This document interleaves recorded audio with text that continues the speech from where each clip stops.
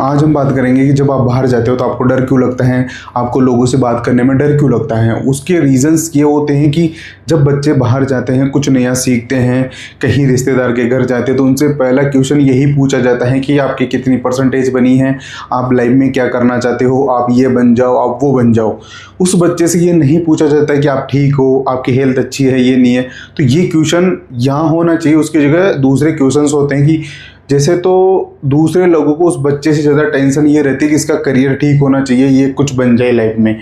उस बच्चे को भी टेंशन होती है कि वो कुछ बनेगा लाइफ में, कुछ करेगा लाइफ में, लेकिन वो टेंशन दूसरे सबसे ज़्यादा लेते हैं। तो इसलिए बच्चा सोशल होने से डर लगता है, क्योंकि बच्चे को भी एक टाइम बाद समझ में आ जाता है कि वो बच्चा जब बाहर निकलता है, कहीं जाता है, तो उससे यही क्वेश्चन पूछा जाता है कि आप लाइफ में क्या करोगे, क्या पढ़ रहे हो, कौन सा सब्जेक्ट लिया है। तो इस वजह से बच्चा सोशल होने से डरता है कि नहीं यार मुझे नहीं जाना है।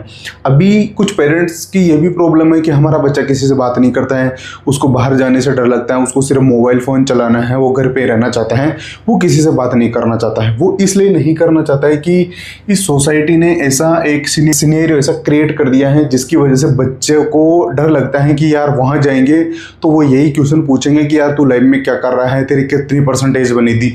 इसलिए बच्चे वहाँ जाने से डरते हैं। उनको लगता है कि यार वहाँ नहीं चलते हैं, इससे अच्छा घर पे रहते हैं। वो अंदर ही अंदर एक डर का सामना कर रहे होते हैं। उनको अंदर ही अंदर एक डर लगा रहता है कि यार वहाँ जाएंगे मेरी बेइज्जती करेंगे, मेरे किसी पूछेंगे, मेरे तो कम परसेंटेज बनी है, मैं पढ़ने में अच्छा नहीं हूँ। वो खुद को लेकर इतने सेल्फ डाउट आ जाते हैं उस बच्चे में, इतने सेल्फ डाउट करता है वो खुद को लेकर कि यार वो सोचता है कि यार मेरे अंदर तो कोई टैलेंट नहीं है, मैं कुछ नहीं कर सकता लाइफ में, मेरी लाइफ बिल्कुल बेकार है। वो खुद ही सेल्फ डाउट में रहता है हमेशा, जबकि ऐसा कुछ भी नहीं है। वो बहुत अच्छा लड़का होता है, बहुत ब्रिलियंट लड़का होता है। जरूरी नहीं है कि आप एक सेक्टर में अच्छा नहीं करो, दूसरे सेक्टर में भी आप अच्छा नहीं करोगे। ये सिर्फ सोसाइटी ने बनाया है, इस समाज ने बनाया है कि आप लाइफ में क्या कर रहे हो। इसलिए बच्चे सोशल होने से डरते हैं, उनको बाहर जाने में डर लगता है, वो लोगों से कम्युनिकेट नहीं कर पाते। उनको लगता है कि यार मैं वहाँ जाऊँगा तो मेरी बेइज्जती वो करेंगे, उससे अच्छा तो मैं जाऊँ ही नहीं। और दूसरी बात आती है कि बच्चे से यह नहीं पूछा जाता है कि वो क्या करना चाहता है, उसका इंटरेस्ट किस में है। बस अभी जो सबसे बड़ी प्रॉब्लम है वो ये पड़ोसी का लड़का या पड़ोसी का बालक। क्योंकि पड़ोसी के बच्चे ने क्या किया है, यदि पड़ोसी के बच्चे ने साइंस ली है तो आपको भी साइंस लेनी है, यदि पड़ोसी के बच्चे ने मैथ्स लिए तो आपको भी मैथ्स लेनी है, यदि वो आईआईटी कर रहा तो आपको डॉक्टर बनना ही है। चाहे आपका इंटरेस्ट सिंगिंग में हो, आप कुछ और करना चाहते हो लाइफ में, लेकिन नहीं, ये एक हर समाज में, इस सोसाइटी में ऐसा सिनेरियो हर जगह है। आप हर गली मोहल्ले में यही पाओगे कि पड़ोसी के बच्चे ने कौन सा सब्जेक्ट लिया है। अपने घर वाले अपने से ज़्यादा दुखी पड़ोसी के बच्चे से रहते हैं कि पड़ोसी के बच्चे ने कौन सा सब्जेक्ट लिया है, उसके अकॉर्डिंग तेरी लाइफ का डिसीजन तय होगा कि तू क्या बनेगा लाइफ में, चाहे आपका इंटरेस्ट हो नहीं हो। और दूसरी चीज़ स्किल्स, जब आप कभी घर पे बात करते हो कि मुझे तो क्रिकेट खेलना है, मुझे तो क्रिकेटर बनना है, तो उधर से चप्पल आती है कि ये लो क्रिकेट खेलो। आप आती है ना, आपके साथ भी ऐसा होता होगा कि ये खेलेंगे क्रिकेट, अभी पढ़ाई कर लो पहले, ठीक है, ये आती है। हमारे यहाँ स्किल्स को नेगलेक्ट किया जाता है, इस पर ध्यान नहीं दिया जाता कि नहीं, आपको सिर्फ एक ही काम करना, वो स्टडी है, पढ़ ले।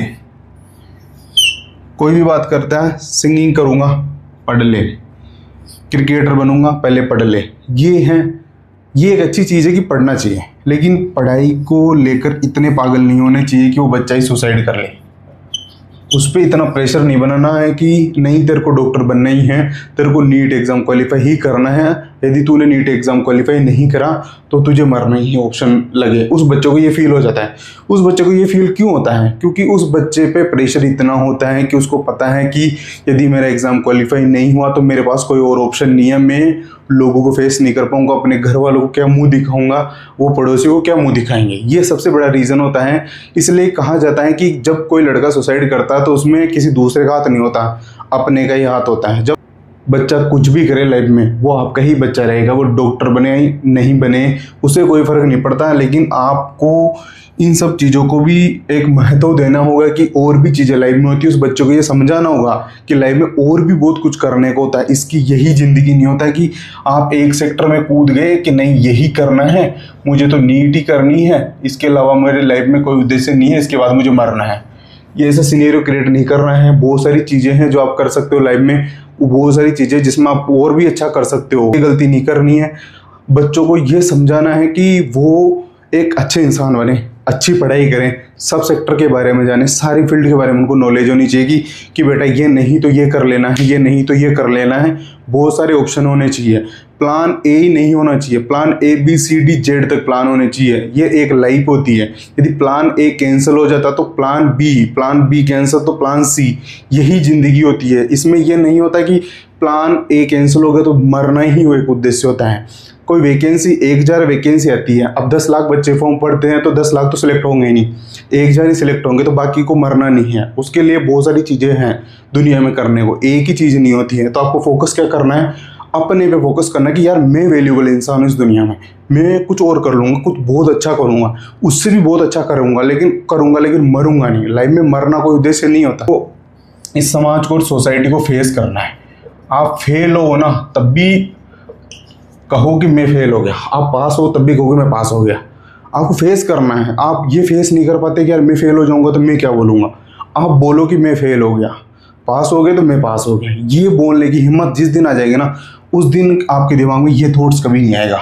उस दिन ये समझ लेना कि मेरे से मजबूत इंसान कोई नहीं है। और ये ज़िंदगी में ऐसा रखो कि मैं 100 बार फेल होऊंगा ना, 100 बार, तो एक बार तो जीतूंगा मैं। ये एटीट्यूड आप में होना चाहिए। बहुत अच्छी है, उसको अच्छी बनाना है, उसको नेगेटिव नहीं करना है आपको, ठीक है। और कोशिश ये करनी है कि कुछ भी हो जाए ज़िंदगी में कुछ अच्छा ही कर लेंगे। ये याद रखना हमेशा कि मैं मेरी ज़िंदगी में कुछ अच्छा ही कर लूँगा। सब कुछ खत्म होने के बाद भी मैं वापस खड़ा और वापस सब कुछ सही कर दूंगा। तो ये सब पोटेंशियल बनाना है, डरना नहीं है, हिम्मत रखनी है। और आपको अच्छे लोगों के साथ रहना है, नेगेटिव लोगों के साथ नहीं रहना। उन लोगों के साथ रहना जो आपकी बात समझे, आपकी बात माने और आप उनसे अपने मन की बात शेयर कर पाओ। ऐसे लोगों के साथ आपको रहना है।